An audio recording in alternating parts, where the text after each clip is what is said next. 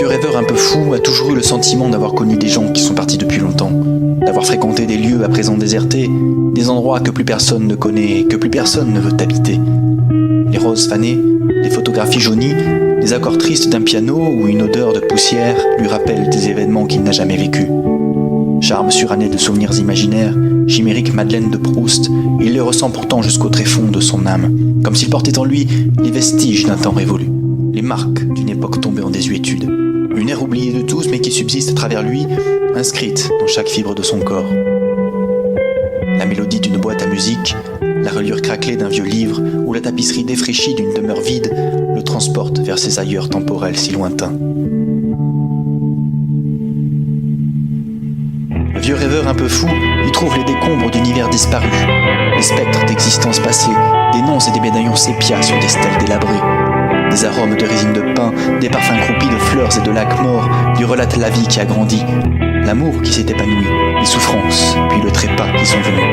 Il en est persuadé comme une mémoire indélébile et pourtant nébuleuse, il a vécu à leur côté, dans leur intimité, témoin de leurs mots doux et de leurs disputes. Le temps les a emportés, mais lui leur a survécu. Ils l'ont abandonné, ils demeurent hantés par leurs fantômes. Seul, il est l'ultime, voguant sur les mers d'un nouvel âge, transportant dans son navire dépeuplé et silencieux le poids de leur absence